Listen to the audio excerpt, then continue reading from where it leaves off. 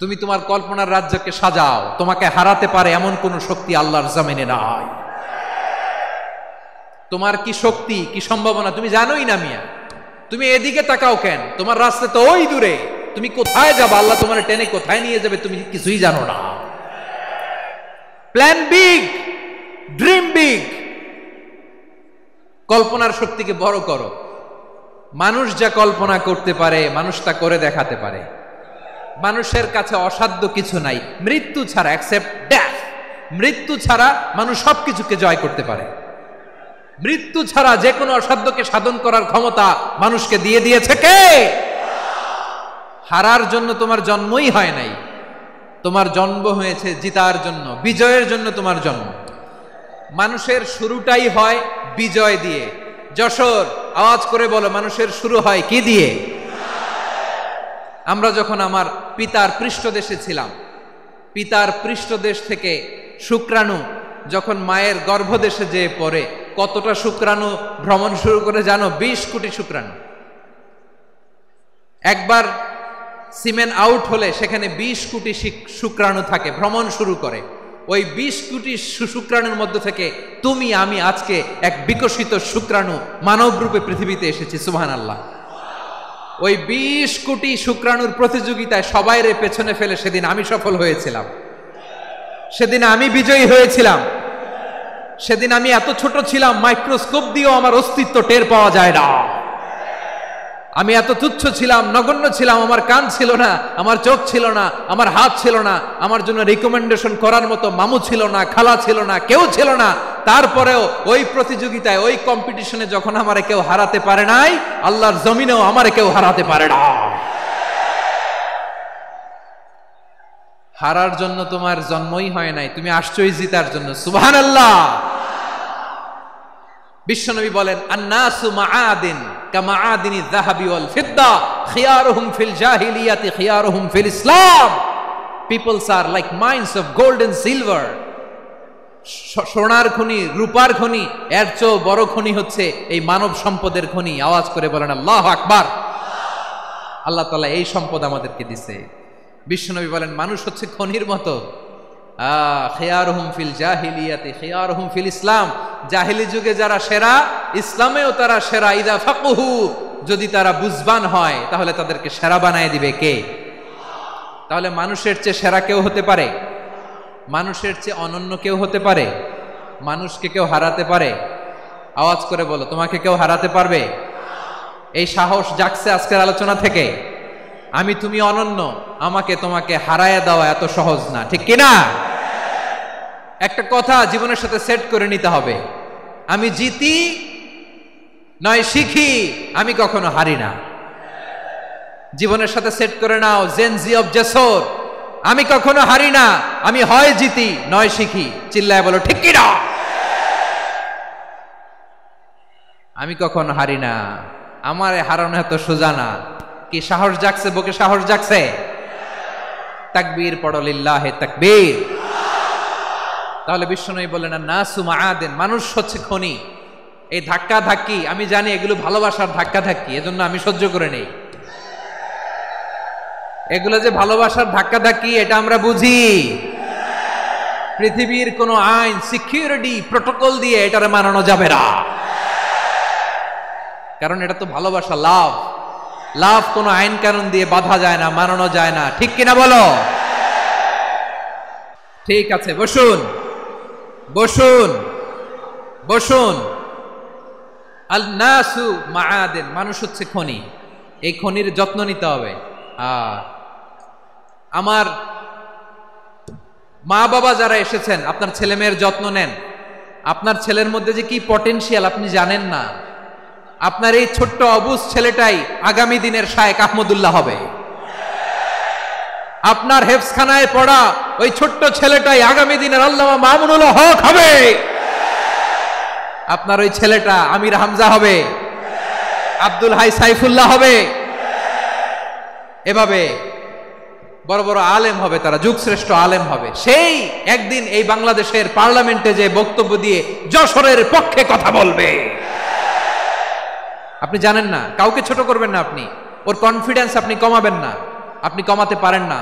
প্যান্ডেলে আমার যে মা বোনেরা আছেন, ছেলে মেয়েদেরকে কখনো ছোট করে কথা বলবেন না। ও যে কোথায় যাবে আপনি জানেন না, আপনি মা হয়ে তাকে সাহস দিবেন, তার কল্পনার জগৎটাকে সাজাতে তাকে উৎসাহিত করবেন, ঠিক কিনা বলেন? আর আমার প্যান্ডেলের আমার প্রিয় শ্রদ্ধাশীলা মায়েরা বোনেরা, আপনারা তো আরো দামি সম্পদ। বিশ্বনবী বলেন, আর দুনিয়া কুল্লুহা মাতা। আল্লাহ আল্লাহ আল্লাহ, বিশ্বনবীর কথার ওজন দেখেন। আর দুনিয়া কুল্লুহা মাতা ওয়া খায়রু মাতা'আদ দুনিয়াল মারআতু সালিহা। বিশ্বনবী বলেন, দুনিয়ায় যা দেখো সব আল্লাহর দেওয়া অ্যাসেট, মানে সম্পদ। আর এত অ্যাসেটের ভিড়ে সবচাইতে শ্রেষ্ঠ সম্পদ হচ্ছে নেককার নারী। সুবহানাল্লাহ। ভাইয়েরা বোনের সাথে খারাপ আচরণ করো না, সন্তান মায়ের সাথে খারাপ আচরণ করো না। আমাদের মায়েরা আমাদের asset, they are our priceless asset. কারণ এই মায়েদের পেটে এসেছে আল্লাহর ওলিরা, এই মায়েদের পেটে এসেছে খান জাহান আলী, এই মায়ের পেটে এসেছে শাহজালাল ইয়ামানি, এই মায়ের পেটে এসেছে আল্লাহর সব নবীরা। নাকি নবীরা আকাশ থেকে ধপ করে জমিনে নেমে আসছে? মায়ের পেটে আসছে। এই মায়ের পেটগুলো খনি। আমার সম্মানিতা মায়েরা বোনেরা, নিজেকে ইসলাম দিয়ে সাজান, নিজেকে ইসলাম দিয়ে সাজান, নিজেকে পবিত্র রাখুন, নিজের আব্রু ইমান ইজ্জতের হেফাজত করুন, কোরআন পড়ুন, সুন্নাহ পড়ুন। আপনি জানেন না আপনার গর্ভে কে আসছে, কোন ক্ষণজন্মা পুরুষকে আল্লাহ তাআলা আপনার গর্ভে পাঠাবে আপনি জানেন না। মায়েরা নিজেদেরকে পবিত্র রাখুন, ইসলাম চর্চা করুন, কোরআন চর্চা করুন, নৈতিকতা দিয়ে নিজেকে সাজান। যশোরের জেনজি, নিজেদেরকে প্রস্তুত রাখো আগামীর বাংলাদেশের জন্য। নৈতিকতা, মোরালিটি, ভ্যালিউজ দিয়ে নিজেকে সাজাও, ইসলাম দিয়ে নিজেকে সাজাও। কারণ আগামীর বাংলাদেশ ইসলামের বাংলাদেশ। বাংলাদেশের আসল পরিচয় ইসলাম। বাংলাদেশের আসল পরিচয় কি? সবাই বলে না। বাংলাদেশের আসল পরিচয় কি? এই ইসলাম নিয়ে আমরা সংসদ ভবন সাজাবো, রাজি আছি না নাই? শেকড় ভুলে যাওয়া যাবে না। আমরা ধাপে ধাপে শারিয়া আইনের দিকে যাব ইনশাআল্লাহ, কিন্তু জঙ্গিবাদ দিয়ে নয়, কট্টর পন্থা দিয়ে নয়। আমরা ইন্টেলেকচুয়ালি, গ্রাজুয়ালি, ধাপে ধাপে শারিয়া আইনের দিকে মুভ করব ইনশাআল্লাহ। বলো লিল্লাহি তাকবীর। এদেশের আসল পরিচয় সবাই বলে না, আওয়াজ করে, এদেশের আসল পরিচয়। এদেশে আজান শুনে সূর্য ওঠে শহর গ্রামে, এদেশে আজান শুনে সূর্য ডোবে সন্ধ্যা নামে, এদেশে সকল কাজে সবাই বলে বিসমিল্লাহ, এদেশে ভালো কিছু দেখে শুনে হাসি মুখে সবাই বলে মাশা আল্লাহ।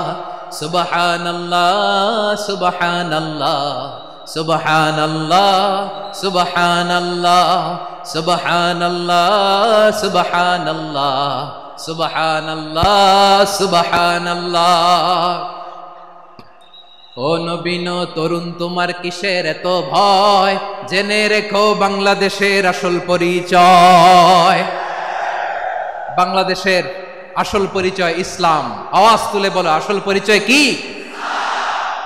এদেশে পরস্পরে দেখা হলে দেয় সালাম, এদেশে আমজনতার হৃদয় জুড়ে পাক কালাম, ঠিক না? এদেশে বিপদ এলে সর্বজনে সর্বক্ষণে দোয়া পড়ে ইন্না লিল্লাহ সুবহানাল্লাহ সুবহানাল্লাহ সুবহানাল্লাহ সুবহানাল্লাহ। এদেশে আজান শুনে সূর্য ওঠে শহর গ্রামে, এদেশে আজান শুনে সূর্য ডোবে সন্ধ্যা নামে, এদেশে সকল কাজে সবাই বলে বিসমিল্লাহ, এদেশে ভালো কিছু দেখে শুনে হাসি মুখে সবাই বলে মাশা আল্লাহ। সুবহানাল্লাহ, আওয়াজ করে সুবহানাল্লাহ সুবহানাল্লাহ সুবহানাল্লাহ সুবহানাল্লাহ। সবাই একসাথে সুবহানাল্লাহ সুবহানাল্লাহ সুবহানাল্লাহ সুবহানাল্লাহ। এদেশের আসল পরিচয় কি? আওয়াজ করে বলতে ভয় লাগে। এদেশের আসল পরিচয় কি? ইসলাম দিয়ে আমাদের সংসদ ভবন চলুক, আমরা চাই কি চাই না? বঙ্গভবনে লা ইলাহা ইল্লাল্লাহর পতাকা উড়ুক, আমরা চাই কি চাই না? প্রতিটি জেলা অফিসে, ডিসি অফিসে লা ইলাহার পতাকা ঝুলুক, আমরা চাই কি চাই না? কারা কারা চাই হাত তুলে আল্লাহরে দেখায়। মাশাআল্লাহ, মাশাআল্লাহ, মাশাআল্লাহ, মাশাআল্লাহ। যশোর, আওয়াজ করে বলো, ভালো মানুষ না খারাপ মানুষ? বুঝে বলছো তো? মানুষ ভালো হলে যে কত ভালো। এই মানুষকে যত্ন নিলে, মানুষকে মানুষ বানালে যে সে কি হতে পারে শুনবা? হ্যাঁ, নাকি মোনাজাত দিয়ে দিব? শুনবা? তাহলে থামতে হবে। থামো, আমি যখন বলবো থামো থামো, তাকবীরের সময় দিলে তাকবীর, থামো থামো। মানুষকে যত্ন নিলে, এই এদিকে এদিকে, ড্রোন নামায় ফেলো। হয়েছে, ড্রোনের ফুটেজ হয়ে গেছে, এবার ড্রোন নামায় ফেলো। আমার দিকে তাকাও। মানুষকে, তোমরা এদিক সেদিক তাকালে তো গুরুত্বপূর্ণ পয়েন্ট মিস হয়ে যাবে। এদিকে এদিকে, হ্যাঁ মাস, ঠিক আছে, এদিকে। মানুষকে যত্ন নিলে মানুষের মধ্যে যারা কি পটেনশিয়াল রেখেছে। আমি জাপানের দুইটা উদাহরণ দেই। জাপানের, এই এই এভাবে এভাবে হবে,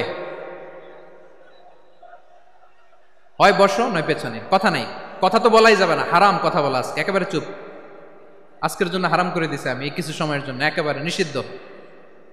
জাপানের দুইটা উদাহরণ দেই, খেয়াল করে একটু শুনেন, বুঝবেন।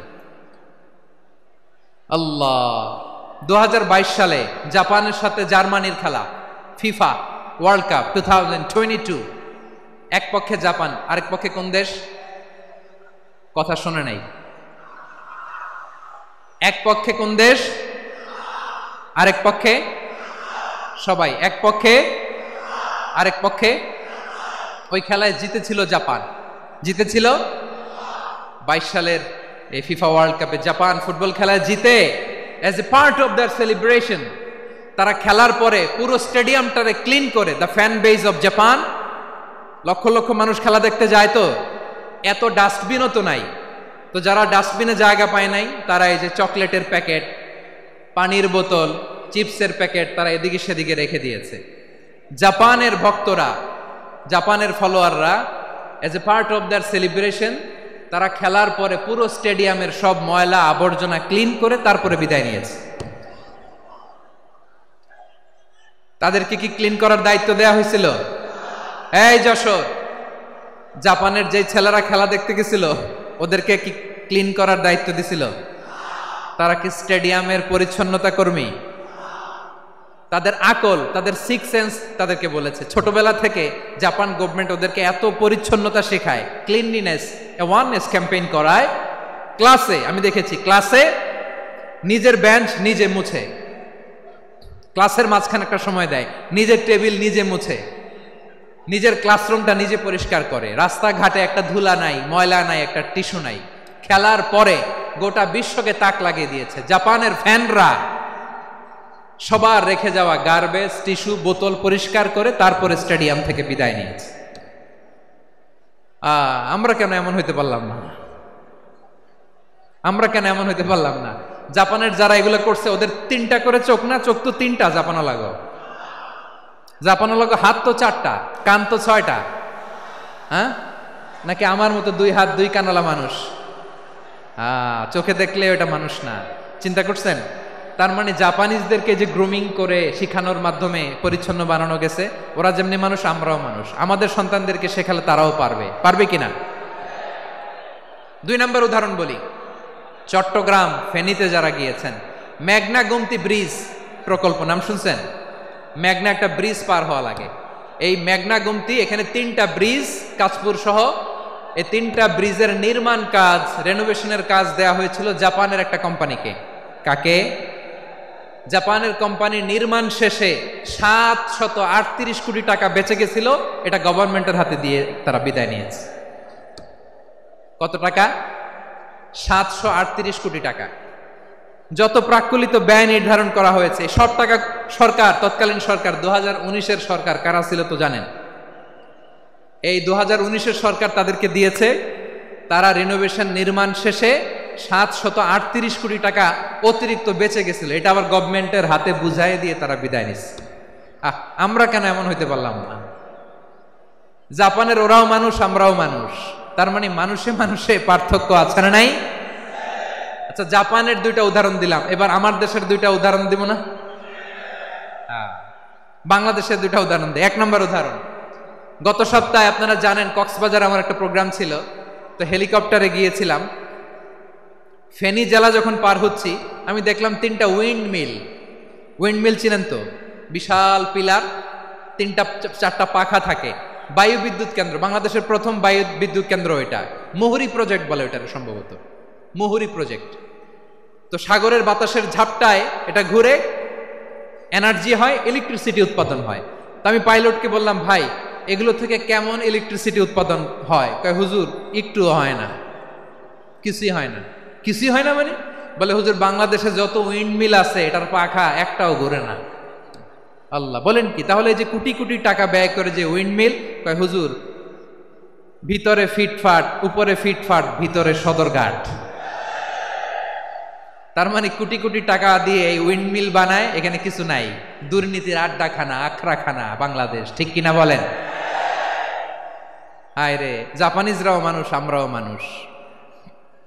আমার এক নিকটাত্মীয় সরকারি চাকরিজীবী, তিনি আমাকে বললেন, বাংলাদেশের আরেকটা উদাহরণ দেখি। উনি আমাকে বললেন যে প্রতি বছর আমাদের অফিসের ফার্নিচার চেঞ্জ করে। আমি বললাম, প্রতি বছর ফার্নিচার চেঞ্জ করে কেন? বলে যে ফার্নিচার নতুন পারচেজ করলেই তো এখানে টাকা, নতুন কিনতে পারলেই টাকা, নতুন উন্নয়নের সবক শোনাতে পারলেই টাকা। প্রথম আলোর রিপোর্ট, কি আলো? প্রথম আলোর রিপোর্ট, গত 15 বছরে উন্নয়নের নামে লুটপাট হয়েছে প্রায় 3.25 লাখ কোটি টাকা। কার রিপোর্ট? আমাদের বানানো কথা। প্রথম আলোর রিপোর্ট। গত 15 বছরে কারা ছিল জানেন তো? হ্যাঁ, শুধু ওনাদেরকেই দোষ দিয়ে লাভ নাই। স্বাধীনতার পর থেকে শুধু শাসকের হাত বদল হয়েছে, আমরা কিছু পাই নাই, ঠিক কিনা বলেন? শুধু ওনাদের দোষ দিয়ে কি লাভ? একদল খাইছে, আরেক দল খাওয়ার জন্য রেডি হয়ে আছে। আমরা এরকম চাই না। আমরা চাই স্বাধীন সার্বভৌম বাংলাদেশ। আমরা চাই দুর্নীতিমুক্ত বাংলাদেশ। আমি নিউজটা যে কতবার পড়লাম, এটা কি সম্ভব? 3.25 লাখ কোটি টাকা লুটপাট, মানে লুটপাট করতে করতে এদেশের জনগণকে ফুটপাতে বসায় দিচ্ছে। প্রিয় ভাইয়েরা, জাপানের মানুষও মানুষ, আমরাও মানুষ। সিদ্ধান্ত আপনার, কোন মানুষ হবেন, ভালো মানুষ না খারাপ মানুষ? আজকের আলোচনার বিষয় হচ্ছে মানব সম্পদের উন্নয়ন, human resource development. It's a process to increase the capacity of knowledge, skill, capacity of the people of a country. একটা দেশের মানুষের জ্ঞান, তাদের দক্ষতা কি করে বাড়ানো যায়, বাড়িয়ে দেশের উন্নয়ন করানো যায়, এটাই হচ্ছে মানব সম্পদ উন্নয়নের মূল কথা। তাহলে মানব সম্পদ হচ্ছে একটা দেশের সবচাইতে শক্তিশালী পুঁজি।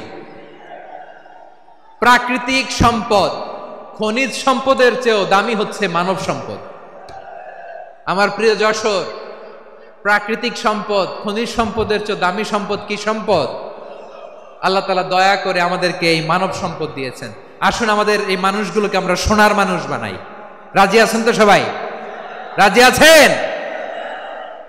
মানুষ পারে না এমন কোনো কিছু নাই, চাইলে সব পারে। এজন্য মানুষকে তারবিয়া দিতে হবে, যথাযথভাবে তাদেরকে গড়তে হবে। আসুন আমরা সিরাতের আয়নায় বিশ্বনবীর জীবনী থেকে দেখি তিনি কিভাবে হিউম্যান রিসোর্সকে ম্যানেজ করতেন। যদি আপনাদের সময় হয়, 2-1টা উদাহরণ দিয়ে আজকে আমি আমার আলোচনার বিদায় নেব। হবে? সময় হবে কয়েক মিনিট? হ্যাঁ, শান্ত থাকবেন তো? শান্ত থাকবা?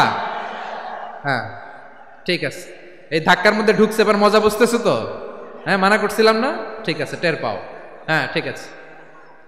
যে আওয়াজ করবে আমি ওকে দেখতেছি, কে কে আওয়াজ করে দেখতেছি। শেষ কথা, শেষের দিকে চলে আসছি। বিষ্ণু ইসলাম কিভাবে হিউম্যান রিসোর্সকে ম্যানেজ করতেন, মজার কথা আছে কয়েকটা, বলে বিদায় নেব।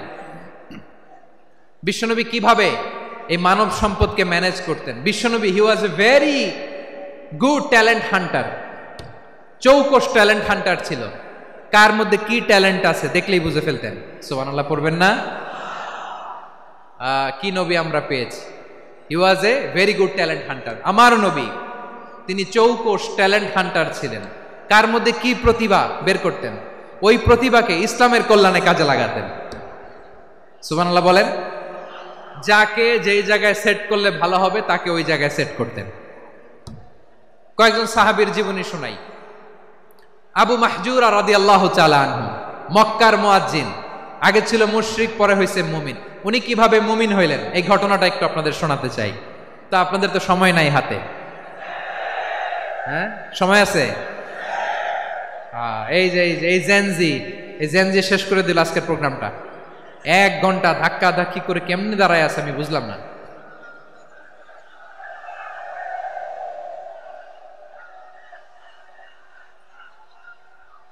না না তাকবির না, চুপ করতে হবে।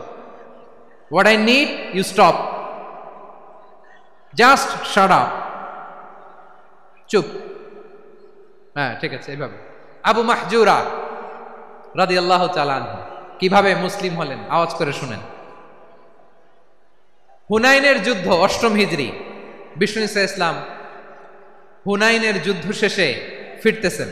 পথিমধ্যে বেলাল রাদিয়াল্লাহু তাআলা আনহু, এই যে আবার কথা, আই রে আল্লাহ রে, এখানে ধাক্কা ধাক্কি কেন? চলে যাও, পেছনে যাও, পেছনে যাও। কি আজীব তামাশা! যেখানে যায় এখানে ধাক্কা ধাক্কি, মারামারি, গায়ের উপরে কাঁধের উপরে শাউটিং।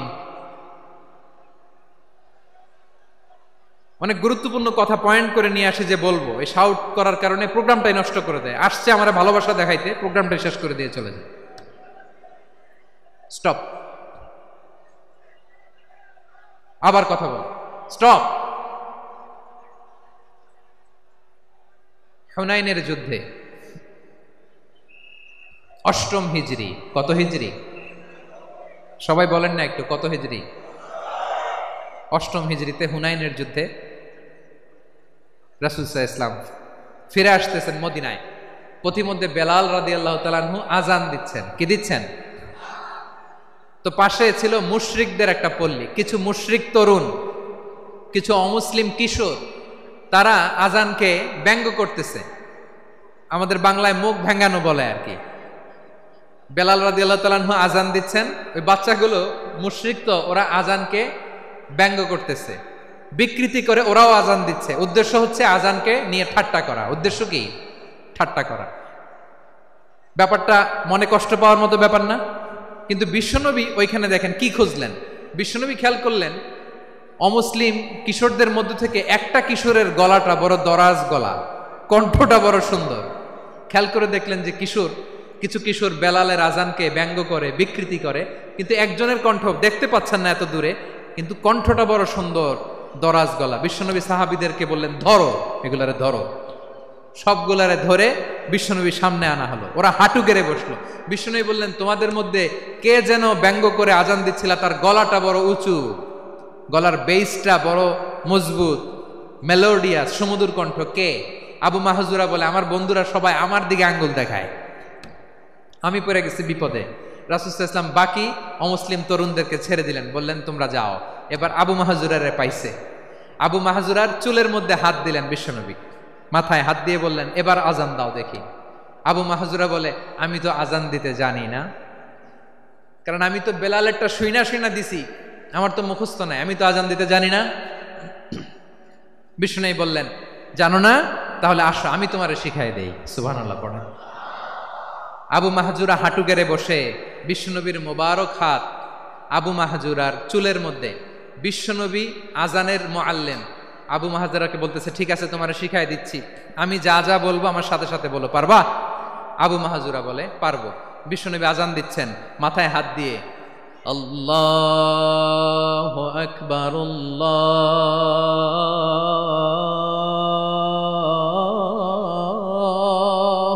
আকবার। আবু মাহজুরা এই বাক্যটা পড়লেন। বিশ্বনবী দ্বিতীয় বাক্য পড়তে আরম্ভ করলেন, আল্লাহু আকবার,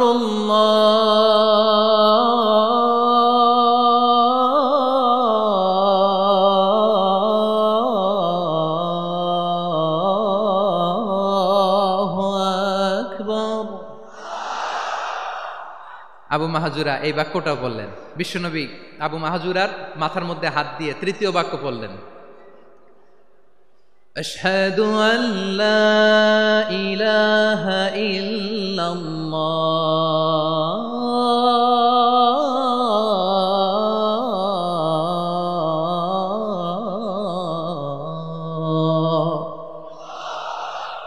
আবু মাহাজুরা তৃতীয় বাক্য পড়লেন। বিশ্বনবী একটা বাক্য পরে আবু মাহাজুরা পরে, বিশ্বনবী পরে আবু মাহাজুরা পরে। আবু মাহাজুরা কিন্তু অমুসলিম, মুশরিক। আবু মাহাজুরা বলে, এক একটা বাক্য পড়ি আমার কলিজাটা গলে ঠান্ডা হয়ে যায়। এতদিন মোহাম্মদকে গালি দিতাম, এখন মোহাম্মদ আমার মাথায় যখন হাত রাখছে আমার সারা শরীর ঠান্ডা হয়ে গেছে। বিশ্বনবী আজান শিখাচ্ছেন, একটা একটা বাক্য পড়ে আবু মাহাজুরাও পড়ে, বিশ্বনবী পড়ে আবু মাহাজুরাও পড়ে। পুরো বাক্যগুলো যখন শেষ, আজান শেষ, আবু মাহাজুরাও যখন পুরো আজান পড়লেন, আবু মাহাজুরা বললেন, এতদিন মোহাম্মদের চেহারা দেখলে আমার ঘৃণা লাগতো, আজ থেকে মোহাম্মদের চেহারার চেয়ে প্রিয় চেহারা আমার কাছে নাই। আবু মাহাজুরা বললেন, ও মুহাম্মদ, আজানের বাক্য তো আপনি আমারে শেখালেন, এখানেই শেষ করবেন না, আপনি আমারে পড়ায় দেন লা ইলাহা ইল্লাল্লাহু মুহাম্মাদুর রাসূলুল্লাহ সাল্লাল্লাহু আলাইহি ওয়াসাল্লাম। বিশ্বনবীর সাথে দাঁড়িয়ে উনি শাহাদা পড়ে মুসলমান হয়ে গেলেন। এবার আবু মাহাজুরা বলে, ইয়া রাসূলুল্লাহ, ইয়া হাবিবাল্লাহ, আমি মুমিন হয়েছি, মুসলমান হয়েছি, আপনার কাছ থেকে আজান শিখার সৌভাগ্য আমি লাভ করেছি গো নবী। আমার কণ্ঠের বড় তারিফ করেছেন আপনি, আমার আজানকে আপনি পছন্দ করেছেন। একটা জিনিস আপনার কাছে চাই, আপনি আমাকে মক্কার মসজিদুল হারামের মুয়াজ্জিন হিসেবে অ্যাপয়েন্ট করে দে। বিষ্ণু ইসা ইসলাম বললেন, যাও আবু মাহজুরা, আমি তোমাকে পৃথিবীর শ্রেষ্ঠতম মসজিদ মক্কার মসজিদুল হারামের মুয়াজ্জিন হিসেবে অ্যাপয়েন্ট করে দিলাম। দেখছেন কিভাবে ট্যালেন্ট হান্টিং করতে হয়, কিভাবে হিউম্যান রিসোর্স মানব সম্পদকে ব্যবহার করতে হয়। আসছিল আজানকে ভেঙ্গাইতে, আসছিল কেন? আজানকে ব্যঙ্গ করার জন্য, বিকৃত করার জন্য। আজানকে বিকৃত করতে যে ইসলামের সবচেয়ে শ্রেষ্ঠ মসজিদের মুয়াজ্জিন হয়ে গেল। পড়েন সুবহানাল্লাহ। হযরত আবু মাহজুরা রাদিয়াল্লাহু তাআলা আনহু ওনার এই সুললিত কণ্ঠ ব্যবহার করে মসজিদুল হারামে এত সুন্দর করে আল্লাহু আকবার বলে আজান দিতেন, মানুষগুলোর, মুসল্লিগুলোর, মক্কাবাসীর হৃদয়কে তিনি বিগলিত করে দিতেন, মানুষের হৃদয়কে ঠান্ডা হয়ে যেত। শুধু এখানেই শেষ না আমার যশোরের ভাইয়েরা। বিশ্বনবী যখন সাইয়েদনা আবু মাহজুরা রাদিয়াল্লাহু তাআলা আনহুকে আজান শিখাচ্ছিলেন, বলেন তো বিশ্বনবীর হাতটা কোথায় ছিল? আবু মাহজুরার মাথার সামনে, এই চুলের উপরে ছিল। আবু মাহজুরা ওই স্মৃতিটাকে ধারণ করবার জন্য, ওই স্মৃতিকে বহন করার জন্য বিশ্বনবীর মোবারক হাত আবু মাহজুরার কপালের চুলের যেই জায়গায় লেগেছে, মৃত্যুর আগের দিন পর্যন্ত আবু মাহজুরা মাথার ওই চুলে কোনোদিন ছুরি আর কামার লাগায় নাই, সেখানে কেচি লাগায় নাই, চুলের মধ্যে খুর লাগায় নাই। আবু মাহজুরা ডান দিকের চুল কাটতো, বাম দিকের চুল কাটতো, পেছনের চুল কাটতো, সামনের চুল কাটতো না। আবু মাহজুরা রাদিয়াল্লাহু তাআলা আনহুর সামনের চুলগুলো বড় হতে হতে যখন এত বড় হয়ে যায়, তিনি চুলগুলো পেঁচিয়ে মাথার মধ্যে রাখতেন, তারপরে তিনি পাগড়ি পরতেন। সবাই জিজ্ঞেস করতো, আবু মাহজুরা, এটা আবার কেমন স্টাইল? দেখতে তোমারে কি বিদঘুটে লাগে, কেমন অড লাগে, কেমন খারাপ দেখা যায়। মক্কায় এমন কোন মানুষ তো দেখি নাই, ডানে চুল কাটে, বায়ে চুল কাটে, পেছনে চুল কাটে, সামনে কাটে না। ওরে আবু মাহজুরা, কেমন দেখা যায় তোমারে, তুমি সামনের চুল কাটো না কেন? আবু মাহজুরা বলে, আমি হাঁটু গেড়ে পেয়ারা নবীর সামনে বসেছিলাম, আমার এই মাথার চুলের মধ্যে মুবারক হাত লাগিয়ে বিশ্বনবী নিজে আমাকে আজানের প্রতিটা বাক্য শিক্ষা দিয়েছেন। বিশ্বনবীর মোবারক হাত, পবিত্র হাত আমার মাথার চুলের যেই জায়গায় লেগেছে, আমি চাই ওই চুলগুলা নিয়ে আমি আমার কবরের ভিতরে যাব। সাইয়েদনা আবু মাহজুরা রাদিয়াল্লাহু তাআলা আনহু ইন্তেকালের আগের পর্যন্ত মাথার সামনের চুলগুলা কাটে নাই, মাথার সামনের চুল তিনি কাটেন নাই। সুবহানাল্লাহ বিহামদি। কেমন ভালোবাসতেন বিশ্বনবী সাহাবীদেরকে, সাহাবারা কেমন ভালোবাসতেন বিশ্বনবীকে। সামনের চুলগুলো বড় হতে হতে এত বড় ছিল, পেঁচিয়ে রেখে পাগড়ি পরতেন, কাটতেন না। নবীর হাত লেগেছিল। সুবহানাল্লাহ পড়েন। তাহলে what is the lesson? Moral of the story কি? মোরাল অফ দ্য স্টোরি হচ্ছে, আসছিল আজানকে ব্যঙ্গ করার জন্য, বিকৃত করার জন্য, হয়ে গেল মসজিদুল হারামের মুয়াজ্জিন। দেখেন বিশ্বনবী একটা খারাপ সিচুয়েশনের মধ্যে থেকে কি ভালো জিনিস বের করে আনলেন। আমি যে শুরুতে বলেছি কিভাবে তিনি হিউম্যান রিসোর্সকে ডেভেলপ করেছেন, ম্যানেজ করেছেন।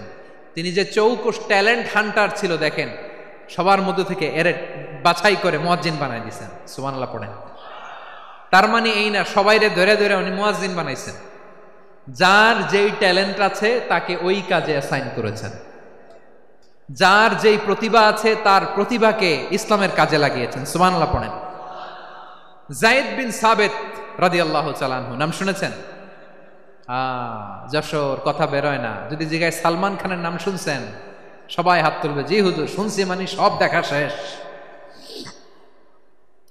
সালমান খান, আমির খান, অমুক খান, সব খান মুখস্থ, কিন্তু যায়েদ বিন সাবিতের নাম মুখস্থ নাই মুসলমানদের। যেই সাহাবী মাথার সামনের চুল কাটে নাই, মসজিদুল হারামের মুয়াজ্জিন বানাইছেন বিশ্বনবী, সাহাবীর নাম কি? খায়া ফেলাইছে, স্লোগানের সাথে খায়া ফেলাইছে। আবু মাহজুরা। কি নাম? আবু মাহজুরা আল জুমাহি রাদিয়াল্লাহু তাআলা আনহু। এই নামটা আজকে নিয়ে যাইতে হবে যশোর। আবু মাহজুরা রাদিয়াল্লাহু তাআলা আনহু। 2 নম্বরে বলছিলাম যায়েদ বিন সাবিত রাদিয়াল্লাহু তাআলা আনহু। বিশ্বনবী দেখলেন মদিনার এই আনসারী সাহাবী হাইলি ট্যালেন্টেড, ইন্টেলেকচুয়াল, মেরিটোরিয়াস, জ্ঞানের প্রতি তার আকর্ষণ, মারাত্মক আকর্ষণ। বিশ্বনবী তাকে দায়িত্ব দিলেন, কোরআন যা নাজিল হয় তুমি লিখো, কাতিবুল ওয়াহি বানায় দিলেন। সুবহানাল্লাহ। যায়েদ বিন সাবিতরে আবার আজান শেখান নাই, কারণ তার মধ্যে বিশ্বনবী প্রতিভা দেখেছেন, একাডেমিক প্রতিভা। বিশ্বনবীর একাডেমিক প্রজেক্টগুলো তিনি হ্যান্ডেল করতেন। যায়েদ বিন সাবিত ছিল বিশ্বনবীর ব্যক্তিগত সচিব। কি ছিল? ব্যক্তিগত সচিব। বোঝেন নাই? বিশ্বনবীর ব্যক্তিগত সচিব এবং দোভাষী। ইহুদিরা কিছু লিখে দিলে এটার অর্থ বিশ্বনবীরে বুঝায় দিতেন, আবার ইহুদিদের কাছে কিছু লিখতে হলে তিনি লিখে দিতেন। বিশ্বনবী একদিন বললেন, ইন্নী ওয়াল্লাহি মা আমানু ইয়াহুদা আলা কিতাব। ইহুদিরা যে চিঠি পাঠায় অর্থ তো বুঝি না, আরেক ইহুদি আইনে অর্থ করা লাগে। আবার ইহুদিদের কাছে কিছু লিখে পাঠাইতে চাইলে আমরা তো লিখতে পারি না, ইহুদিরে দিয়ে লেখা লাগে। ওরা যে পয়রা শোনায় লিখে দেয়, আমি ওদের বিশ্বাস করি না। আমার নিজের একজন লোক দরকার। বিশ্বনবী এই যায়েদ বিন সাবিতকে চুজ করলেন ল্যাঙ্গুয়েজের জন্য। উনি বললেন, যায়েদ তোমার সফট স্কিলকে ডেভেলপ করতে হবে, তুমি হিব্রু ল্যাঙ্গুয়েজ শিখে ফেলো। যায়েদ বিন সাবিত বলল, বিশ্বনবীর মোটিভেশন আর ইন্সপিরেশন পেয়ে আমি 15 দিনে ইহুদিদের এই হিব্রু ল্যাঙ্গুয়েজ শিখে ফেললাম। শুধু শিখে ফেললাম না, হাত্তা হাদিকতু, even I became master in the language. এই ভাষা আমি পারদর্শী হয়ে গেলাম। এরপরে ইহুদিরা চিঠি লিখে পাঠালে আর কোনো ইহুদি ডাকা লাগতো না, আমি নবীর এটার অর্থ শুনে পরে বুঝাই দিতাম। আবার ইহুদিদের কাছে চিঠি লেখা লাগলে আমি যায়েদ বিন সাবিত চিঠি লিখে দিতাম। সুবহানাল্লাহ। দেখেন এত সাহাবীর মধ্য থেকে বিশ্বনবীর একাডেমিক প্রজেক্ট, ব্যক্তিগত সচিব, দোভাষী হিসেবে তিনি যায়েদ বিন সাবিতের মতো তরুণকে নির্বাচিত করেছেন। কেমন ট্যালেন্ট হান্টার ছিল আমার নবী। সুবহানাল্লাহ পড়বেন না?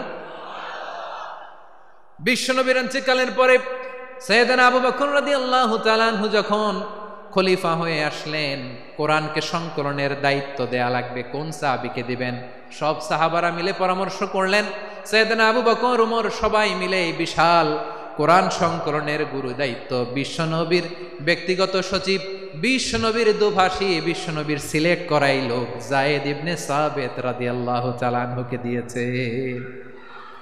কোরআনের কপি তো আজকে এখানে রাখে নাই। এই যে আজকের যে কোরআন পড়েন, এটা আগে এরকম ছিল না। কোরআন নাজিল হলে সাহাবারা চামড়ার, ওটের চামড়ায় লিখে ফেলতো, ওটের চ্যাপ্টা হাড্ডির মধ্যে লিখে ফেলতো, গাছের গুড়ির মধ্যে লিখে ফেলতো, বিভিন্ন জনের কাছে ছড়ানো ছিটানো ছিল।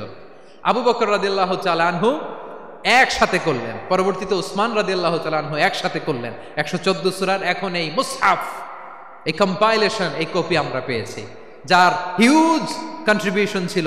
এই পুরো কোরআন কম্পাইলেশনের প্রজেক্ট ম্যানেজার ছিল যায়েদ বিন সাবিত রাদিয়াল্লাহু তাআলা।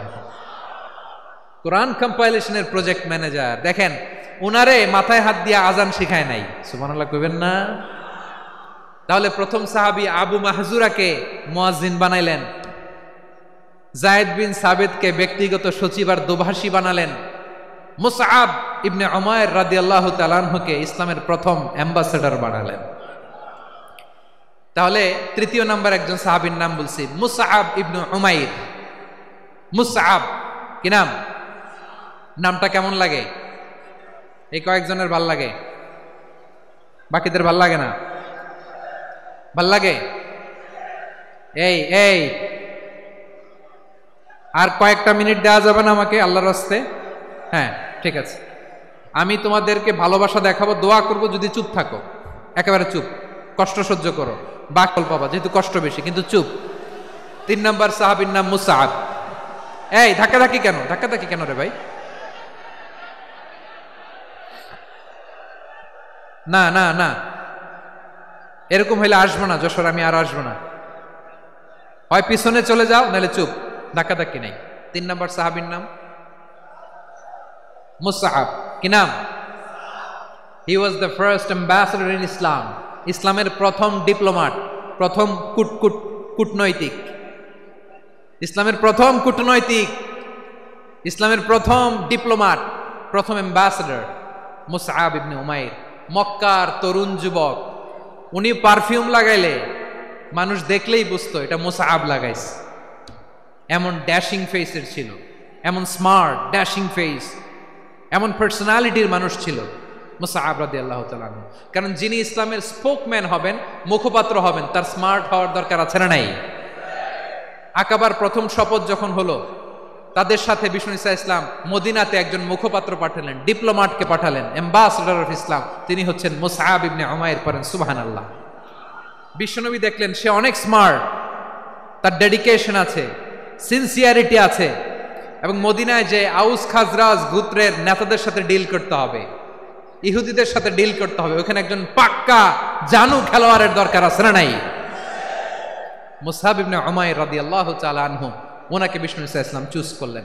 এবং বিষ্ণু ঈসা ইসলামের এই চুজিংটা, এই সিলেকশনটা এত সুন্দর ছিল, তিনি মদিনাতে যে বিশ্বনবী আসার আগেই মদিনার জমিনকে তিনি উর্বর করে ফেলছেন। প্রতিটা ঘরে ঘরে কালিমার দাওয়াত তিনি পৌঁছায় দিচ্ছেন। জুমার বিধান নাজিল হয়েছে, কিন্তু মক্কায় পরিবেশ নাই জুমা পালনের। বিষ্ণু ঈসা ইসলাম একজনকে দিয়ে খবর পাঠালেন, যাও মদিনায় মুসাবকে যে বলো, মুসাব তো আমার শিক্ষক, আমার স্পোকম্যান, মদিনাতে যেন তারা জুমা কায়েম করে। বিশ্বনবীর আগেই মুসাব মদিনার মুসলিমদেরকে নিয়ে মদিনায় প্রথম জুমা কায়েম করে ফেলছে। কোন সুবহানাল্লাহ। ডিপ্লোমাটদের কেমন হইতে হয়, অ্যাম্বাসেডারের কেমন হইতে হয়, মুসআব রাদিয়াল্লাহু তাআলা আনহুর কাছ থেকে শিখে নাও। মুসআব নামটা কেমন লাগে? যশোর যাদের সন্তান হবে, ছেলে সন্তান, আমার রাস্তায় পাইলে সবাই জিজ্ঞেস করে, হুজুর একটা নাম দেন, আমার ছেলে হবে। যশোরবাসীর জন্য আমি একটা নাম দিয়ে দিলাম, নাম রাখতে হবে মুসআব। কি নাম? নামটা যাদের ভাল লাগে, ছেলে সন্তান অনাগত আসবে, মনে চাইলে নাম রেখে দিবেন মুসআব রাদিয়াল্লাহু তাআলা আনহুর নামে মুসআব। তাহলে মুসআব রাদিয়াল্লাহু তাআলা আনহুকে বিশ্বনবী ল্যাঙ্গুয়েজ শিখান নাই, সফট স্কিল শিখান নাই। যায়েদ রাদিয়াল্লাহু তিনি হিব্রু ল্যাঙ্গুয়েজ শিখেছেন, সুরিয়ানি শিখেছেন, কিন্তু মুসআবকে তিনি বানিয়েছেন the spokesman of Islam, the first diplomat, the ambassador of Islam. সুবহানাল্লাহ পড়বেন না?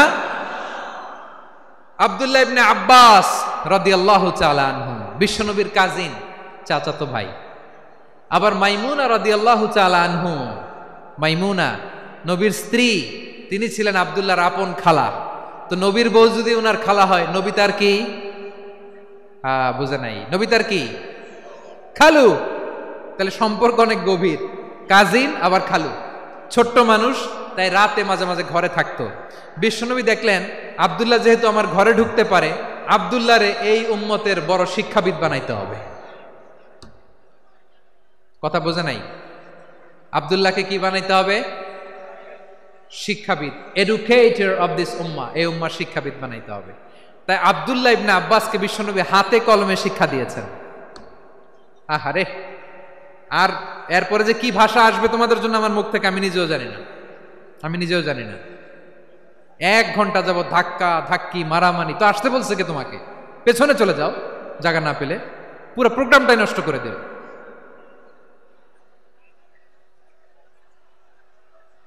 জি, আমার দিকে তাকান, আমি শেষ করে দিচ্ছি। হবে না, ইন্টেলেকচুয়াল আলোচনা এখানে হবে না, আমি বুঝতে পারছি, আমি শেষ করে দিচ্ছি। আব্দুল্লাহ ইবনে আব্বাস রাদিয়াল্লাহু তাআলা আনহু, মনোযোগ দিয়ে কয়েকটা মিনিট শুনুন, আমি এখনই শেষ করে দিচ্ছি, এরপর আওয়াজ করবে। এই যে এগুলো কি আমি বুঝলাম না। আমি বললাম না সব করা যাবে, বসে যাও, শুয়ে যাও, চলে যাও, আওয়াজ করা যাবে না। অন্যকে বসো এটাও বলার দরকার নাই, জাস্ট এদিকে তাকাও। আল্লাহ। আব্দুল্লাহ ইবনে আব্বাস রাদিয়াল্লাহু তাআলা আনহু, উনাকে বিশ্বনবী হাতে কলমে শিক্ষা দিয়েছেন, যেহেতু উম্মতের শিক্ষাবিদ হবেন, এডুকেটর হবেন। তো বিশ্বনবী রাতে যখন তাহাজ্জুদ পড়তেন, ছোট্ট আব্দুল্লাহ ঘরে থাকতো, বুঝতে পেরেছেন? ছোট্ট মানুষ তো ঘরে থাকতো। তো বিশ্বনবী তাহাজ্জুদের জন্য একবার দাঁড়িয়েছেন, ছোট্ট আব্দুল্লাহ ওযু করে দাঁড়াইছে। আচ্ছা বলেন তো, ইমাম আর মুসল্লি মোট যদি দুইজন হয়, একজন ইমাম একজন মুসল্লি, তো মুসল্লি ইমামের কোন দিকে দাঁড়াবে? ডানে দাঁড়াবে। ছোট্ট আব্দুল্লাহ বুঝে নাই, বিশ্বনবী তাহাজ্জুদ শুরু করেছেন, উনি একতেদা করছেন আর দাঁড়াইছেন বায়ে। কোথায় দাঁড়িয়েছেন? আব্দুল্লাহ বলেন, যখন আমি বায়ে দাঁড়ালাম, আখাযা রাসূলুল্লাহ সাল্লাল্লাহু আলাইহি ওয়াসাল্লাম উযুনি আল ইউমনা ইয়াফতিলুহা, বিশ্বনবী নামাজরত অবস্থায় আমার কান ধরে টেনে আমার ডান দিকে এনে দাঁড় করায় দিলেন। পড়েন সুবহানাল্লাহ। দেখেন, হাতে কলমে শিক্ষা। আর জীবনে ভুলাবে? কথা কয় না, আর ভুলাবে? আর ভুল হবে না।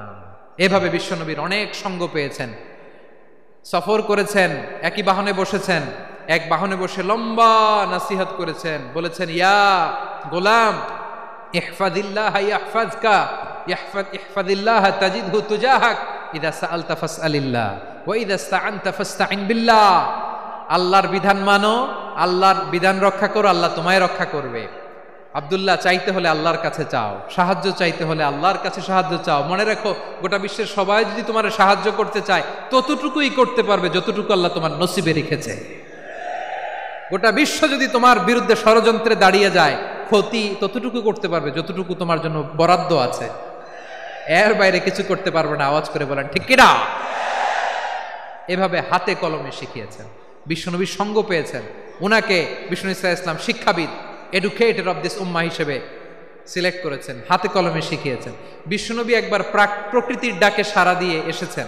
এখন কি করতে হবে? নামাজের জন্য অজু করতে হবে। বিশ্বনবী এসেই দেখেন অজুর বদনায় পানি ভরা, খুশি হয়ে গেলেন, বললেন, কে রেখেছে পানি? একজন বলল, আব্দুল্লাহ রেখেছে। বিশ্বনবী অত্যন্ত খুশি হলেন, খুশি হয়ে একটা দোয়া করলেন, বললেন, আল্লাহুম্মা ফাক্কিহু ফিদ্দীন ওয়া আল্লিমহু তা'ওয়ীল। আল্লাহ, তুমি আব্দুল্লাহকে দ্বীনের বুঝ দিও আর কোরআনের তাফসির শিক্ষা দিও। বিশ্বনবীর এই দোয়া এমন লাগছে, উনি রাইসুল মুফাসসিরিন, এই পৃথিবীতে যত মুফাসসির ছিল, যত মুফাসসির আসবে, সকল মুফাসসিরের সম্রাট হিসেবে স্বীকৃত হয়েছেন আব্দুল্লাহ ইবনে আব্বাস। বিশ্বনবী ওনারা আজান শিখান নাই, বিশ্বনবী ওনারা ল্যাঙ্গুয়েজ শিখান নাই, বিশ্বনবী ওনারা অ্যাম্বাসাডর বানান নাই, হাতে কলমে শিক্ষা দিয়েছেন। ছোট্ট মানুষ, বিশ্বনবী ইন্তেকাল করলেন, আবু বকরের সময় গেল, ওমরে ফারুকের খেলাফত, তখনও তিনি তরুণ। ওমরে ফারুক রাদিয়াল্লাহু তাআলা আনহু ওনার ক্যাবিনেট মিনিস্ট্রির বৈঠকে এই আব্দুল্লাহ ইবনে আব্বাসকে পাশ দিয়ে বসায় রাখতেন। বয়স্ক সাহাবারা এটা পছন্দ করতো না, তারা বলতো, ঘটনা কি? আব্দুল্লাহর মতো ছেলে নাতি আমাদের আছে, এরা কেন রাখে ওমরে ফারুক? ওমরে ফারুক এটা টের পেলেন, তিনি বুঝতে পারলেন যে ক্যাবিনেট মেম্বাররা এটা পছন্দ করে না, ছোট্ট আব্দুল্লাহরা কেন রাখি, কেন যে রাখি, এটা একদিন বুঝাবো। একদিন মিটিংয়ে তিনি সবাইকে বললেন, ইযা জাআ নাসরুল্লাহি ওয়াল ফাতহ। এই আয়াত দ্বারা উদ্দেশ্য কি বলেন তো মুরব্বী সাহাবীরা? এক সাহাবী বলেন, এই সূরা দ্বারা উদ্দেশ্য, আল্লাহ বলেছেন আমাদেরকে বিভিন্ন ল্যান্ড, বিভিন্ন এলাকা বিজয় করতে হবে। ওমরে ফারুক বললেন, না, হয়নি। আরেকজন বললেন, বিজয় হওয়ার পর আমাদের বেশি বেশি আল্লাহর বরত্বের ঘোষণা দিতে হবে, এটা উদ্দেশ্য। ওমরে ফারুক বললেন, না, হয় নাই। যারা জিজ্ঞেস করেন কেউ পারে না। সব শেষে বিশ্বনবী ছোট্ট আব্দুল্লাহরে বলেন, আব্দুল্লাহ, ইদা জাআ নাসরুল্লাহি ওয়াল ফাতহ, এর দ্বারা উদ্দেশ্য কি বলতো? ছোট্ট আব্দুল্লাহ বলেন, হুয়া আজালু রাসূলিল্লাহ। এই আয়াত দ্বারা বিশ্বনবীর বিদায়কে উদ্দেশ্য নেওয়া হয়েছে। ওমরে ফারুক বললেন, হাযা হুয়া, এটাই তো সঠিক উত্তর, এটাই সঠিক তাফসীর এই আয়াতের। কারণ ইদা জাআ নাসরুল্লাহি ওয়াল ফাতহ, যখন আল্লাহর সাহায্য আর বিজয় আসবে, ওয়া রাআইতান নাসা ইয়াদখুলুনা ফি দীনিল্লাহি আফওয়াজা, আপনি দেখবেন দলে দলে ঢলে ঢলে বানের পানির মতো মানুষ ইসলামের দিকে ঢুকতেছে, ইসলামের বিজয় হয়েছে। তো ইসলামের বিজয়ের মিশন নিয়ে নবী আসছে, বিজয়ী যখন হয়ে গেছে এখন তো নবীর বিদায় হবে। জোরে বলেন ঠিক কিনা? কোন সাহাবী এই সূক্ষ্ম কথাটা ধরতে পারে নাই, ওই আব্দুল্লাহ ছাড়া। আব্দুল্লাহ যখন উত্তর দিছে সব সাহাবীদের টনক নড়েছে। এরপর থেকে কোনো ক্যাবিনেট মিটিং এ আর কোনো সাহাবারা কোনো প্রশ্ন করে নাই, আওয়াজ করে পড়েন সুবহানাল্লাহ। বিশ্বনবী আব্দুল্লাহ ইবনে আব্বাসকে দ্য এডুকেটর অফ দ্য উম্মাহ, উম্মার শিক্ষাবিদ হিসেবে গ্রহণ করেছেন। আওয়াজ করে পড়তে হবে আল্লাহু আকবার। সাহাবীদের নামগুলো মনে থাকবে? 1 নম্বরে আবু মাহজুরা, মুয়াজ্জিন বানাইছেন। যায়েদ ইবনে সাবিত, দোভাষী, ট্রান্সলেটর অফ প্রফেট, এবং তিনি ছিলেন বিশ্বনবীর ব্যক্তিগত সচিব। মুসআব ইবনে উমাইর, the first ambassador and diplomat of Islam. আব্দুল্লাহ ইবনে আব্বাস, এই উম্মার সবচেয়ে বড় এডুকেটর, শিক্ষাবিদ। আরেকজন ছিল আব্দুল্লাহ ইবনে মাসউদ রাদিয়াল্লাহু তাআলা। 2 আব্দুল্লাহ, আব্বাস গেল, আরেকজন হচ্ছে মাসউদ।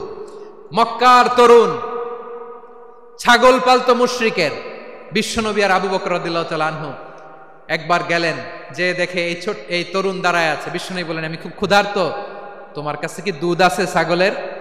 আব্দুল্লাহ ইবনে মাসউদ বলে, আছে। ওয়ালাকিন আনা মুতামান, কিন্তু যে দুধ আছে এটা আমানতের, আমি দিতে পারবো না। বিশ্বনবী এইটা শুনেই তারা টার্গেট করে ফেলছে। আনা মুতামান, দুধ আছে কিন্তু এটা আমার মালিকের, আমি তো দরদ দেখাই, আমার মালিকের দুধ আপনি পথিক, আপনারে দিতে পারি না। বিশ্বনবী টার্গেট করে ফেলছেন, এরে আমার কাজে লাগাইতে হবে। বিশ্বনবী বললেন, আচ্ছা ঠিক আছে, দুধ দিও না, কিন্তু এমন ছাগি আছে কিনা যেই ছাগির সাথে কোনো ছাগলের মিলন হয় নাই, তার ওলানে দুধও আসে নাই, বাচ্চাও নাই, এরকম ছাগির থেকে যদি আমি দুধ খাই তাহলে তো সমস্যা নাই। বলতেছে, এরকম ছাগির থেকে দুধ খাইলে সমস্যা নাই, কারণ এরকম ছাগির ওলান থেকে দুধ আসবেও না। বলতেছে, ঠিক আছে, এরকম একটা ছাগি নিয়ে আসা হলো। বিশ্বনবী বিসমিল্লাহ বলে ওই ছাগির ওলানে হাত দিলেন। হাত দিতে দেরি, পুরো ওলানটা দুধে ভরে যেতে দেরি হয় না। বিশ্বনবী আর আবু বকর রাদিয়াল্লাহু তাআলা আনহু দহন করে পেট ভরে খেলেন। এই দৃশ্য আব্দুল্লাহ ইবনে মাসউদের হৃদয়ে দাগ কাটলো। এই মুজিজা দেখে তিনি বললেন, আশহাদু আল্লা ইলাহা ইল্লাল্লাহ ওয়া আশহাদু আন্না মুহাম্মাদুর রাসূলুল্লাহ। তিনি ষষ্ঠ মুসলিম ছিলেন, 6 নম্বর মুসলমান। ওনাকে টার্গেট করে বিশ্বনবী দেখলেন এমন ইন্টেলেকচুয়াল ব্রেন, উনি সূক্ষ্ম সূক্ষ্ম জিনিস বুঝে বেশি, ফিকহি জ্ঞান ওনার মধ্যে বেশি। বিশ্বনবী ওনাকে কোরআনের জ্ঞান শিক্ষা দিতে লাগলেন। উনি বিশ্বনবী সবার কাছে কোরআন শোনায়, কিন্তু বিশ্বনবী নিজে আব্দুল্লাহ ইবনে মাসউদের কাছ থেকে কোরআন শুনতো। বিশ্বনবী একবার বললেন, ইকরা আলাইয়া ইয়া মাসউদ। ইবনে মাসউদ, একবার শোনাও তো কোরআন দেখি। আব্দুল্লাহ ইবনে মাসউদ বলে, আকরাউ আলাইকা ওয়া আলাইকা উনজিল। নবী, আপনার উপর কোরআন নাজিল হয় আর আমি আপনার সামনে কোরআন পড়ব। বিশ্বনবী বললেন, ইন্নী উহিব্বু আন আসমাআহু মিন গায়রি। আমি নিজে পড়তে যেমনি ভালোবাসি, অন্য পড়ুক আমি শুনবো, এটাও আমি ভালোবাসি। সূরা নিসা তিনি তেলাওয়াত করে শুনিয়েছেন। এমন সূক্ষ্ম সূক্ষ্ম বিষয় বিশ্বনবী উনাকে ধরিয়ে দিয়েছেন। উনি হয়ে গিয়েছেন, আব্দুল্লাহ ইবনে আব্বাস হয়েছেন রাইসুল মুফাসসিরিন, উনি হয়ে গিয়েছেন ফাকিহুল উম্মাহ। ওনার চাইতে বড় ফকি এই পৃথিবী আর দেখবে না। চিল্লায় বলেন সুবহানাল্লাহ। উনি বলতেন, ওয়াল্লাহি ওয়াল্লাহি ইল্লাযী লা ইলাহা গায়রু মা উনজিলাত সূরাতুন ইল্লা ওয়া আনা আ'লামু আইনা উনজিলাত ওয়া ফীমা উনজিলাত। বিশ্বনবী এমন ভাবে কোরআনের দার্স আমাকে দিয়েছেন, কোরআনে যত সূরা নাজিল হয়েছে, যেখানে নাজিল হোক না কেন আমি জানি এটা কোথায় নাজিল হয়েছে এবং কোন প্রেক্ষাপটে নাজিল হয়েছে। এমন একটা সূরা নাই যে সূরার কোথায় নাজিল হয়েছে আমি মাসুদের জানা নাই, কোন প্রেক্ষাপটে নাজিল হয়েছে আমার জানা নাই। এরকম ঘটবে না। চিল্লায় বলেন আল্লাহু আকবার। এই আব্দুল্লাহ ইবনে মাসউদ রাদিয়াল্লাহু তাআলা আনহু ওমর ফারুকের সময় কুফার চিফ জাস্টিস ছিলেন। কুফা নগরীর চিফ জাস্টিস বুঝেন নাই? বিচারপতি। কি ছিলেন? সবাই বলে নাই, কি ছিলেন? বিচারপতি ছিলেন। এবং ওনার যে ফিকহি জ্ঞানের ধারা, এটাই আলকামা, ইব্রাহিম আন-নাখাই, হাম্মাদ ইবনে সুলাইমান হয়ে ইমাম আবু হানিফা পর্যন্ত পৌঁছেছে। এবং ওনার ফিকহি জ্ঞানের ধারাই হানাফি মাযহাবে অ্যাকসেপ্ট হয়েছে। আজও এগুলো হানাফি মাযহাবে চর্চিত হয়। হানাফি মাযহাবের সব ফিক আব্দুল্লাহ ইবনে মাসউদের ফিকহি জ্ঞানের ধারা থেকে নেওয়া হয়েছে। চিল্লায় পড়েন সুবহানাল্লাহ। তাহলে উনাকে বিশ্বনবী বানিয়েছেন জুরিস্ট, আইনবিদ, ফকিহ। উনারে আজান শিখান নাই। হিউম্যান রিসোর্স ডেভেলপমেন্ট কিভাবে করবেন, মানব সম্পদের উন্নয়ন কিভাবে করতে হয়, কিভাবে যার যেখানে প্রতিভা কাজে লাগাতে হয় উনি দেখিয়েছেন। সুবহানাল্লাহ পড়বেন না? খালিদ বিন ওয়ালিদ নাম শুনছেন? কে কে শোনেন নাই হাত তোলেন। কি ছিলেন? বীর যোদ্ধা, বীর যোদ্ধা ছিলেন খালিদ বিন ওয়ালিদ। কিন্তু তিনি ইসলাম ধর্ম গ্রহণ করেছেন অনেক দেরিতে, 8ম হিজরিতে। তার মানে 8ম হিজরির আগে উনি মুশরিকদের পক্ষে লড়াই করেছেন। ওনার হাতে কত মুসলিম সাহাবী যে নিহত হয়েছে হিসাব নাই। বিশ্বনবী টার্গেট করে রাখছে, তুমি আমাদের মুসলিমদের এত ক্ষতি করলা, তুমি যখন মুসলমান হবা তোমার দিয়ে আমি এমন কাম করামু যে এটা আর কেউ করতে পারবে না। সুবহানাল্লাহ নাই? যশোর ক্লান্ত হয়ে গেছে।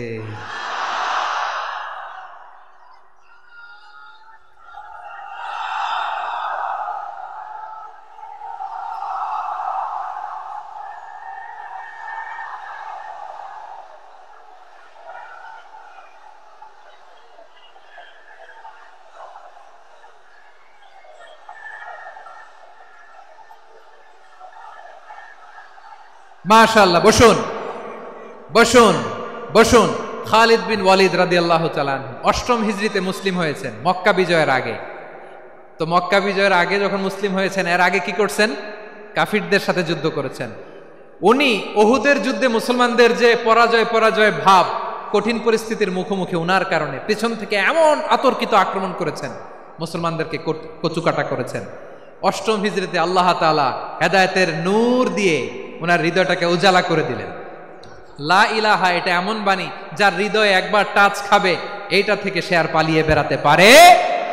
ঝিনুকের ভেতর লুকিয়ে থাকে যেমন মতি, ঝিনুকের ভেতর লুকিয়ে থাকে যেমন মতি, কলমা শাহাদাতে আছে আল্লাহর জ্যোতি, কলমা শাহাদাতে আছে আল্লাহর জ্যোতি।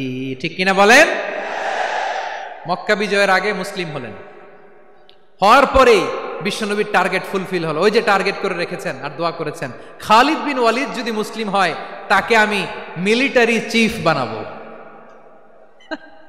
ওনাকে আজান শিখান নাই, ওনারে কান ধইরা নামাজের এই মাথা থেকে ওই মাথা আনান নাই, ফিকহি কোরআনের সূক্ষ্ম তাফসীর ওনারে শিখান নাই, অ্যাম্বাসেডর বানান নাই। বিষ্ণু ইসলাম উনাকে সামরিক অভিযানে প্রেরণ করেছেন। সামরিক অভিযানে তিনি প্রেরণ করেছেন। উনার জীবদ্দশায় উনার নেতৃত্বে যতগুলো যুদ্ধ হয়েছে, একটা যুদ্ধেও তিনি পরাজয় বরণ করেন নাই। ওমরে ফারুকের সময়কালে তিনি চিফ অফ মুসলিম মিলিটারি, মানে মুসলিম সেনাপতি হয়েছেন। যশোর আওয়াজ করো, ঠিক কিনা বলো? সেনাপতি, মুসলিম সেনাপতি। তাহলে কিভাবে হিউম্যান রিসোর্স ব্যবহার করতে হয় গোটা বিশ্ব আমার নবীর কাছ থেকে শিখে নাও। খালিদ বিন ওয়ালিদ, ওনাকে বিশ্বনবী একটা উপাধি দিয়েছেন।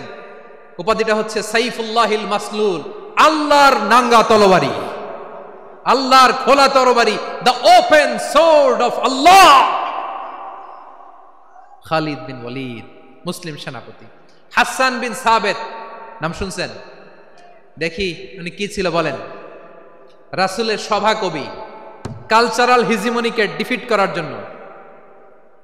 উনি ভালো অস্ত্র চালানো জানতেন না, ওই কাজে উনি যেতেন না। ওনার ছিল কাব্য প্রতিভা। কাব্য প্রতিভা, কাফিররা কবিতা দিয়ে নবীকে গালি দিত। বিশ্বনবী বলতেন, ইয়া হাসান আজিব আন রাসূলিল্লাহ, তুমি নবীর হয়ে কাফেরদের এই কথাগুলোর জবাব দাও। বিশ্বনবীর একটা মিম্বার ছিল। বিশ্বনবীর মিম্বারের পাশাপাশি মসজিদে নববীতে এই হাসান বিন সাবেতের জন্য বিশ্বনবী একটা স্পেশাল মিম্বার বানিয়ে দিয়েছেন। এখান থেকে তুমি জবাব দাও। এবং বিশ্বনবী বলেছেন, আল্লাহুম্মা আইয়িদহু বিরূহিল কুদুস। আল্লাহ, হাসান আমার পক্ষে জবাব দেয়, তুমি জিব্রাইল মারফত তাকে সাহায্য পাঠাইয়া দিও। রাসূল সাল্লাল্লাহু আলাইহি ইসলামের সভা কবি, the poet of the prophet, নবীর কবি। উনি কবিতা দিয়ে, এমন উচ্চাঙ্গের ভাষায় কবিতা দিয়ে তিনি জবাব দিতেন, কাফিরদের গা শিহরে যেত, তাদের হৃদয়ে আগুন ধরে যেত। তাহলে এরকম কবিরও দরকার আছে না নাই? এখন যাকে আল্লাহ দিছে কাব্য প্রতিভা, এরা যদি আপনি যুদ্ধের ময়দানে পাঠান হবে? যারে দিছে সুরেলা গলা, এরা যদি অ্যাম্বাসেডর বানান হবে না। হাসান বিন সাবেত ছিলেন বিষ্ণু ইসলামের কবি। হুযায়ফা ইবনুল ইয়ামান বিশ্বনবীর গোয়েন্দা বিভাগের প্রধান। কিসের প্রধান? হুযায়ফা ইবনুল ইয়ামান। ওনার ছিল ডিটেকটিভ মাইন্ড। ডিটেকটিভ মাইন্ড, গোয়েন্দা বিভাগের প্রধান, এবং উনি হচ্ছেন সাহিবু সিররি রাসূলিল্লাহ, রাসূল সাল্লাল্লাহু আলাইহি ওয়াসাল্লামের গোপন তথ্যের ধারক বাহক। নবীর যেই কথা কেউ জানে না সব হুযাইফার পেটের ভিতরে ছিল। সুবহানাল্লাহ পড়েন। মদিনার যত ইহুদিদের একটা লিস্ট ছিল, এই লিস্ট শুধু দুইজন জানতো, বিশ্বনবী আর হুযাইফা। সুবহানাল্লাহ পড়বেন না? তাহলে ওনাকে কোন দায়িত্ব দিছে? কোন বিভাগ? যশোর, আওয়াজ করো, কোন বিভাগ? গোয়েন্দা বিভাগের হেড ছিল। খন্দকের যুদ্ধে প্রচন্ড আজকের মতো শৈত্য প্রবাহ, মাটি খনন করতে করতে সাহাবীদের পেটে ক্ষুধা নাই, দাঁড়াইতে পারে না নামাজের জন্য, এত ক্লান্ত, ক্ষুধা, ক্লান্ত, শ্রান্ত। বিশ্বনবী বললেন, কে আছো? এই কঠিন শীত, এই ভয় আর ক্ষুধার মধ্যেও খন্দকের পরীক্ষার টপকে শত্রু শিবিরে যে আমাকে তথ্য দিবা, কে আছো? কারো গায়ে শক্তিই নাই যে দাঁড়াবে, কেউ দাঁড়ায় না। বিশ্বনবী তখন নিজে হুযাইফাকে ডাক দিলেন, হুযাইফা, যে আমাকে আজকে শত্রু শিবিরের তথ্য এনে দিবে সে জান্নাতে আমার মোরাফাকা, আমার সঙ্গী হবে। হুযাইফা রাদিয়াল্লাহু ইবনুল ইয়ামান জীবনের ঝুঁকি নিয়ে এই ক্ষুধা, শৈত্য প্রবাহ, কোল্ড ওয়েভসকে উপেক্ষা করে পরীক্ষা টপকে শত্রু শিবিরে যে সবার কথাগুলো চুপে চুপে শুনে বিশ্বনবীর দরবারে এসে গোয়েন্দাদের মতো তথ্য সরবরাহ করেছে। বিশ্বনবীর গোয়েন্দা বিভাগের প্রধান হুযাইফা ইবনুল ইয়ামান ইন্টেলিজেন্স বিভাগ চালাতেন। মুনাফিকদের নাম ওনার কাছে ছিল। মুআয ইবনে জাবাল মদিনা রাষ্ট্রের সবচেয়ে সিনিয়র আমলা ছিলেন। আমলাতন্ত্র চিনেন তো? প্রশাসনিক কাজ যারা চালায়, অ্যাডমিনিস্ট্রেশন বুঝেন না? The department of administration. মদিনার রাষ্ট্রের সিনিয়র আমলা মুআয ইবনে জাবাল মুতাখাসসিসুন ফিল হালাল ওয়াল হারাম, হালাল হারামের স্পেশালিস্ট ছিলেন। বিশ্বনবী উনাকে ইয়ামানের গভর্নর করে পাঠাইছেন। বলেছেন, ইন্নাকা তা'তি কওমান আহলা কিতাব, এমন গোষ্ঠীর কাছে যাবা এরা ইহুদি নাসারা, আগে শাহাদা পড়লে এরপরে নামাজের দাওয়াত দিও, নামাজ পড়লে যাকাতের দাওয়াত দিও। গভর্নরের অ্যাটিটিউড যেমন থাকে তেমন অ্যাটিটিউড ধরে রেখো। সুবহানাল্লাহ পড়েন। তাহলে মুআয ইবনে জাবালকে দিয়ে বিশ্বনবী কবিতা লেখায় নাই, চিঠি লেখায় নাই, আজান দেওয়ায় নাই। সুবহানাল্লাহ পড়বেন না? সব শেষ সাহাবী বলি আবু হুরায়রা রাদিয়াল্লাহু তাআলা, নাম শুনছেন? বিড়ালের বাবা। কি করতেন? খালি হাদিস মুখস্থ করতেন। উনি বলতেন, আলজামু রাসূলুল্লাহ আলা মিল ইবাতনি, আমার শুধু পেটের ক্ষুধার বন্দোবস্ত হইলে আমি নবীর সঙ্গ ছাড়তাম না। আমার আনসার সাহাবারা ক্ষেত খামারের কাজ করতো, আমার মুহাজির সাহাবারা ব্যবসা করতো, আর আমি নবীর সাথে সাথে থাকতাম। শুধু সকাল বিকাল দুই বেলা যদি আমার খাবারের বন্দোবস্ত হয় আমি আর নবীর লক ছাড়ি না। সুবহানাল্লাহ কইবেন না? 5374টা হাদিস তিনি বর্ণনা করেছেন। সবচেয়ে বেশি হাদিস বর্ণনাকারী সাহাবী। হাদিস প্রিজার্ভেশনের কাজে বিশ্বনবী ওনাকে কাজে লাগিয়েছেন। উনি একদিন বলেন, ইয়া রাসূলুল্লাহ আসমাউ মিনকা কাসীরান ফালা আহফাজু, নবী অনেক কথা শুনি আমার মনে থাকে না। বিষ্ণু বললেন, তাই? উবসুত রিদাক, তোমার চাদরটা বিছাও। আবু হুরায়রা বিছালেন, বিশ্বনবী হাত বুলায় দিলেন, এরপরে অনেক হাদিস বর্ণনা করলেন। আবু হুরায়রা বলে, তারপর থেকে বিশ্বনবী যাই বর্ণনা করে আমি শুনি আর একটাও বলি না। এখন সুবহানাল্লাহ। বিশ্বনবী ওনাকে হাদিস প্রিজার্ভেশন, নবীর এই যে লক্ষ্য হাদিস প্রিজার্ভেশনের এই দায়িত্ব দিয়েছেন সাইয়েদনা আবু হুরায়রা রাদিয়াল্লাহু তাআলা আনহুকে। প্রিয় ভাইরা, তাহলে 10 জন সাহাবীর কথা যে বললাম, আপনারা কি খেয়াল করেছেন কত বড় ট্যালেন্ট হান্টার, চৌকস ট্যালেন্ট হান্টার ছিল আমার নবী। এক একজনের এক এক ট্যালেন্ট, এক এক কাজে অ্যাসাইন করেছেন, এক একজনকে এক এক দায়িত্ব দিয়েছেন, এক একজনের প্রতিভাকে এক একভাবে বিকশিত হওয়ার সুযোগ দিয়েছেন। আওয়াজ করে বলেন ঠিক কি না? এখন আমার পর্দার আড়ালে আমার মায়েরা বলবে, এতগুলো পুরুষ সাহাবীর কথা বললো, নারী সাহাবীরা কি কিছু করে নাই? হ্যাঁ, একজন নারী সাহাবীর কথা বলে মোনাজাত হবে, দোয়া ছাড়া কেউ যাব না। রুফাইদা আল আসলামিয়া রাদিয়াল্লাহু তাআলা আনহা, ওনার বাবার নাম সাআদ আল আসলামি। বিশ্বনবী কি খেয়াল করলেন দেখেন, সাআদ ছিল মদিনার বড় ডাক্তার। এই নারী সাহাবী রুফাইদা বাবার কাছ থেকে চিকিৎসা বিদ্যা শিখেছেন। যখন শিখছে বিশ্বনবী দেখলেন, আমার তো প্রতি সপ্তাহে সপ্তাহে যুদ্ধে আহত সাহাবীদের সেবা দিবে কে? বিশ্বনবী রুফাইদাকে বললেন, রুফাইদা তুমি মসজিদে নববীর পাশে একটা মেডিকেল ক্যাম্প করো। এই যে সাকিনা আদ্দিন মেডিকেলের আমার ছাত্রী বন্ধুরা শুনে রাখো, তোমাদের আইকন হচ্ছে এই রুফাইদা আল আসলামিয়া। বিশ্বনবীর ডিরেকশন অনুযায়ী তিনি মসজিদে মেডিকেল ক্যাম্প করলেন এবং আহত সাহাবাদের চিকিৎসা উনি ওনার টিম নিয়ে দিতেন। বিশ্বনবীর পরামর্শে উনি আনসারি এবং মুহাজির মহিলা সাহাবীদেরকে নিয়ে একটা স্পেশাল মেডিকেল টিম গঠন করলেন।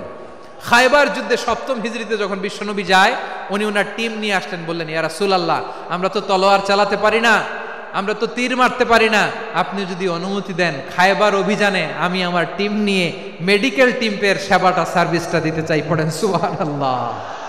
বিশ্বনবী অনুমতি দিলেন।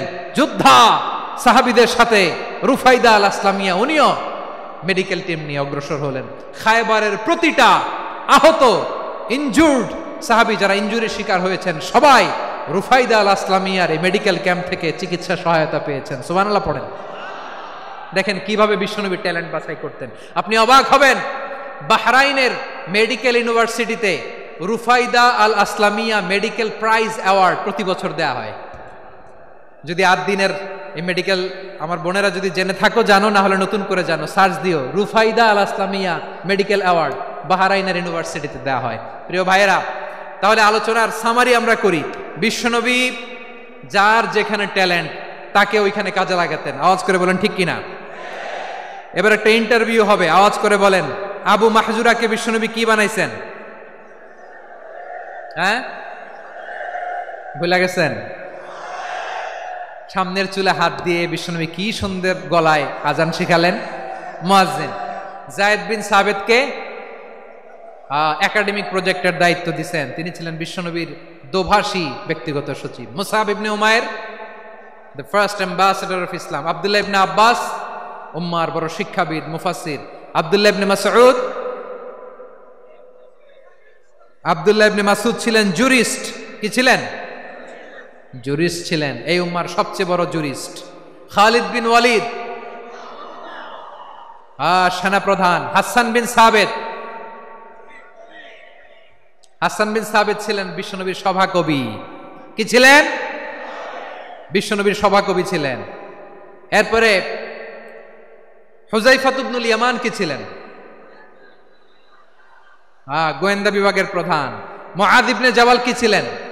সিনিয়র আমলা, ইয়ামানের গভর্নর। আবু হুরায়রা রাদিয়াল্লাহু তাআলা আনহু হাদিস প্রিজার্ভেশনের কাজ করেছেন। আর আমাদের রুফাইদা আল আসলামিয়া রাদিয়াল্লাহু তাআলা আনহা কি ছিলেন? নার্স ছিলেন, নার্স হয়ে মেডিকেল সেবা দিয়েছেন। প্রিয় ভাইয়েরা, পুরো আলোচনার যদি সামারি করি তাহলে বিশ্বনবী যেভাবে হিউম্যান রিসোর্সকে ম্যানেজ করেছেন, যার যেখানে প্রতিভা কাজে লাগিয়েছেন, আমরাও যদি করি আমাদের বাংলাদেশের চিত্র আমরা পাল্টে যেতে পারবো। আমরা শুরুতে শুনেছি মানুষের আছে অসীম সম্ভাবনা, প্রতিটা মানুষ অনন্য, যত্ন নিলে, যথাযথ পরিচর্যা করলে মানুষ বিশ্ব জয় করতে পারে। ঠিক কিনা? আমাদের হাফেজে কোরআনের সামনে দাঁড়াতে পারে এমন কোনো হাফেজে কোরআন আল্লাহর জমিনে জন্ম হয় নাই। গোটা বিশ্ব কাঁপিয়ে তারা সেরা, আমাদের ক্রিকেটাররা সেরা, আমাদের তৈরি পোশাক শিল্প সেরা। এরকম অনেক অনেক সেরা জিনিস আছে, আমরা এগুলোরে নার্চারিং করতে পারি নাই, পরিচর্যা করতে পারি নাই, সঠিক তারবিয়াতের অভাব। তাহলে মানুষের অসীম সম্ভাবনাকে কাজে লাগাতে হবে। ঠিক কিনা বলেন? ইউনুস গভর্নমেন্টকে আমি বলবো, অল্প সময়ের জন্য আপনারা এসেছেন, সংস্কারও করতে হবে, আবার নির্বাচনও করতে হবে। সব সংস্কার হতে করতে পারবেন না, যতটুকু পারবেন এর মধ্যে আমাদের যে হিউজ ম্যান পাওয়ার, আমাদের যে মানব সম্পদ, হিউম্যান রিসোর্স, এটাকে ডেভেলপ করে আপনাদের যেতে হবে। যেটা পারবেন না সেটাকে পরবর্তী নির্বাচিত গভর্নমেন্টের কাছে রেখে যেতে হবে, যে তারা যেন করে, তাদের কাছে আপনারা এটা রেখে যাবেন। তাহলে মানুষ চাইলে বিশ্ব জয় করতে পারে। আর মানুষকে হারাতে পারে কেউ? জোরে বলো যশোর, মানুষকে হারাতে পারে কেউ? আল্লাহ আমাদেরকে জনসংখ্যা দিয়েছেন। প্রিয় ভাইয়েরা, এই জনসংখ্যা অনেক বড় সম্পদ, এটা আমাদের জন্য অভিশাপ নয়, আশীর্বাদ।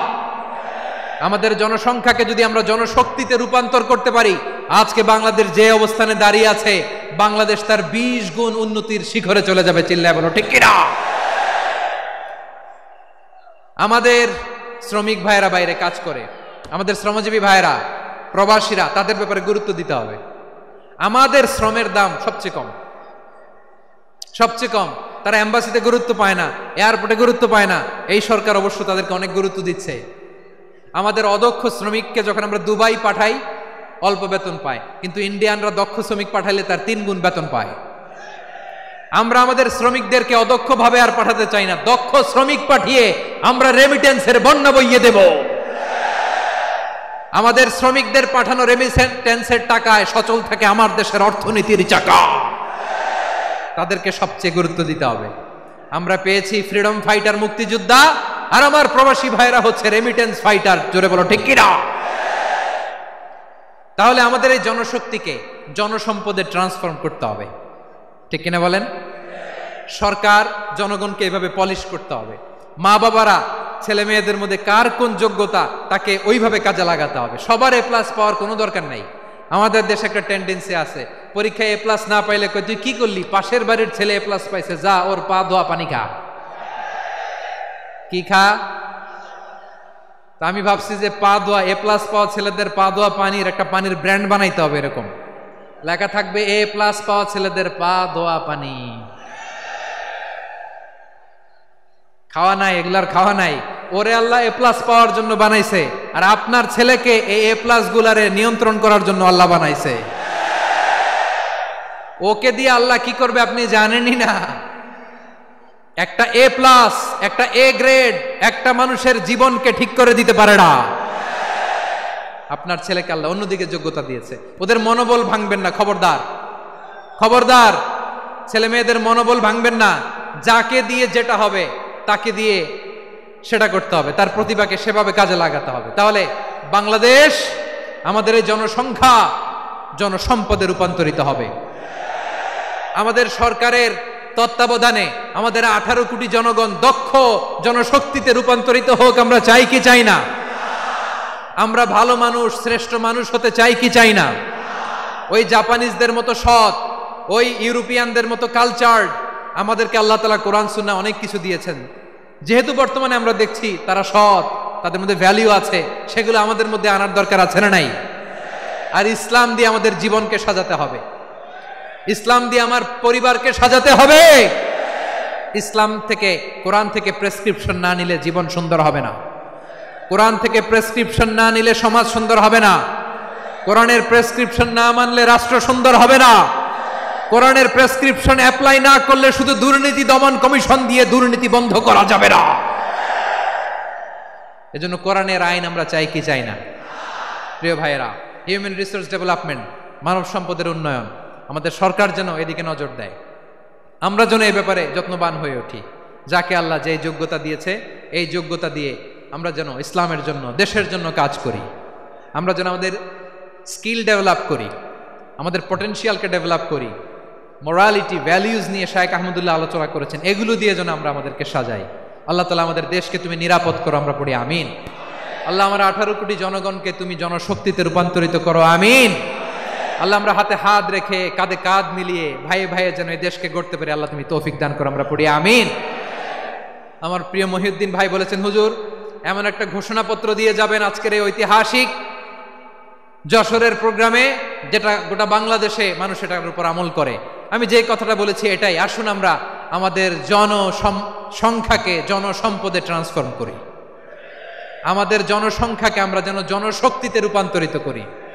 জনসংখ্যাকে ট্রান্সফর্ম করে জনশক্তি দিয়ে আমরা যেন আগামীর বাংলাদেশ, স্বাধীন বাংলাদেশ 2.0 গড়ে তুলি। আল্লাহ তাআলা আমাদের সবাইকে কথাগুলো বোঝার, আমল করার তৌফিক দান করুন। এই জেনজি, ক্ষমা করে দিও আমাকে, অনেক ধমক দিছি, বকা দিছি। আল্লাহ তোমাদেরকে করুক, কবুল করুক, যশোরবাসীকে কবুল করুক, আদ দিনকে কবুল করুক, এই মেডিকেল কলেজকে কবুল করুক, ইসলামের জন্য বাঁধ ভাঙা এই জোয়ার এবং উচ্ছ্বাসকে আল্লাহ তাআলা কবুল করুক। হাযা মা ইনদি ওয়াল ইলমু ইনদাল্লাহ আলাইহি তাওয়াক্কালতু ওয়া ইলাইহি উনীব।